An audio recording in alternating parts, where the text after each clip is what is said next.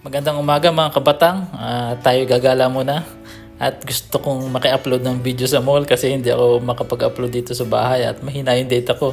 Kagabi ko pa tinatry na i-upload pero hindi talaga kaya. Kaya nag-decide na lang ako na lumabas kasama ng kasamahan ko para makapamili din ng kaunting kailangan sa bahay. So alas 8 ng umaga dito. Maganda yung panahon, kulimlim, hindi siya masyadong mainit.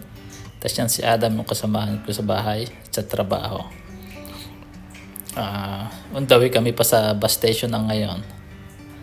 Tapos yan yung trabaho ko. Palapit lang. Hindi pa masyadong busy ngayon kasi maaga pa. Maya maya magbibisi sila dyan. So ito yung street dito. Papunta ng school yan. Tapos papunta ng bus stop. Yung bus stop is dyan lang sa may bandang dulo. Yan na, yung bus stop, yung may poste na orange and green na yan. Diyan lang kayo mag-iintay. Pero parang parating na rin yung bus. So ito na nga, parating na yung bus. Sakay muna kami mabilis. Card din ang gamit dito, parang sa Dubai. And parang sa Pilipinas, yung ginagamit natin sa MRT. Same lang din. May cash naman, kaso minsan mahirap magsukli at kailangan may bariya ka din.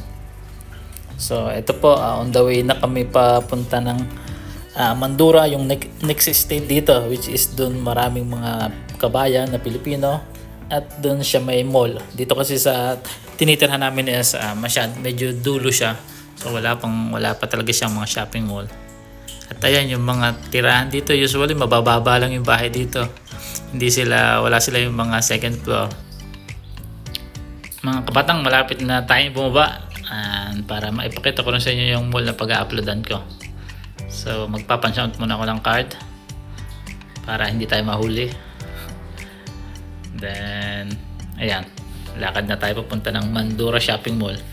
Ito yung pinaka-kabisado ko na dito kasi nakailang punta na ako dito.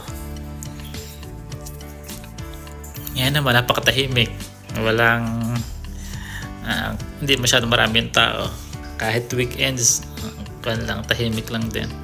Kasi usually yung mga tao dito is nasa camping every weekend. Nasa mga sila pasyalan.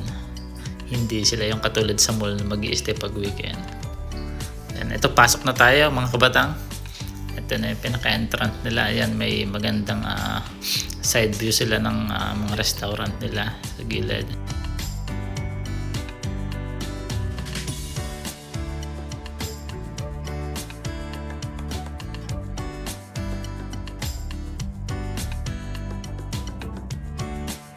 Tapos ang unang gagawin natin is maghanap ng food court kung saan tayo makakaupo ng libre at makapag-upload.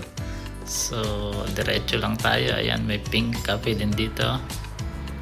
Tapos kompleto din naman siya ng mga shopping center. May enjoy mo naman, kaso medyo mahal lang yung mga produkto nila kasi puro na dollar. So talagang kung bibili ka lang kung talagang kailangan mo. Otherwise kung malaki yung sahod mo. Pero kung saktuhan lang, mas pipiliin mo pang mag-save. Kasi nga mahal na rin yung mga bilihin dito. Ipapakita ko sa inyo mamaya sa mga gulay. Medyo mahal dito yung mga gulay. So lakad lang tayo hanggang sa makarating tayo sa dulo sa food court. Kita nyo naman yung mall, tahimik na tahimik. Siguro mamayang hapon pa yun magkakataon ng medyo marami. Yan, magugustuhan ni Ashley dito. Meron siyang laruan. Tapos ayan po, malapit na tayo sa food court nila.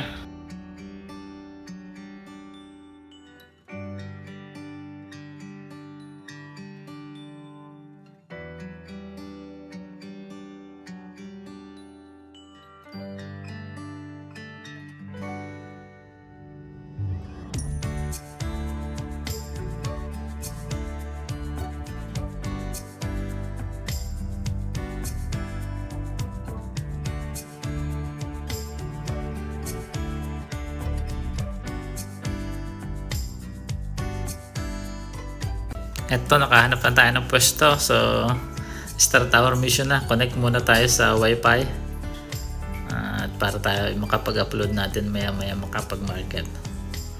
So try natin connect muna kasi mas mabilis yung wifi kaysa sa data. Yung na-observe ko last time. Ayan, nakakonect na ako. So publishing na lang, waiting na lang siguro ito ng mga 5 to 10 minutes. So hintay tayo. And ayun nga mga kabatang, okay na. Na-upload ko na, so okay na, mission accomplished na. So let's go na para bilhin natin yung ating mga essential.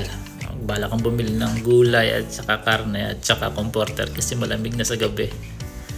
So yun na muna ang ating pupuntahan.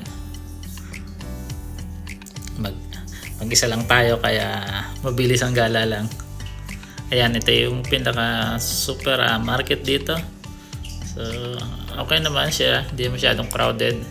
Yun nga lang, mahal yung bilhin pero kailangan lang nating i-budget para at least kaya naman, makakaipon pa naman at masusustain mo pa rin yung sarili mo dito. Kahit average worker ka lang din. Kita nyo naman yung talong mga kabatang, $19. Talaga mapapawaw ka talaga. Ayan, nakabili na ako ng manok at saka baka.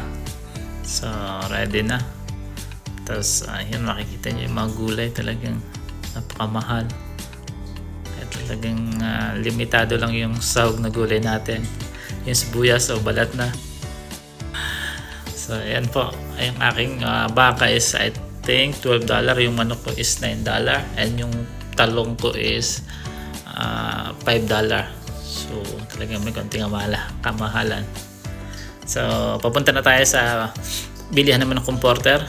So magtingin tayo dito, baka makakahanap tayo ng sale kasi yun naman lagi yung hinahanap natin.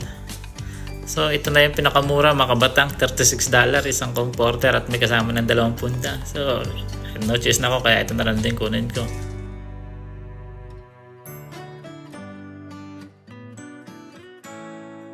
Ayan, okay na. Nabayadan ko na lahat. So, halos naka $60 ako. Tapos $10 na pamasahe. 70. Okay na. For 1 week. So, uwi na tayo mga kabatang. At mission accomplished na tayo.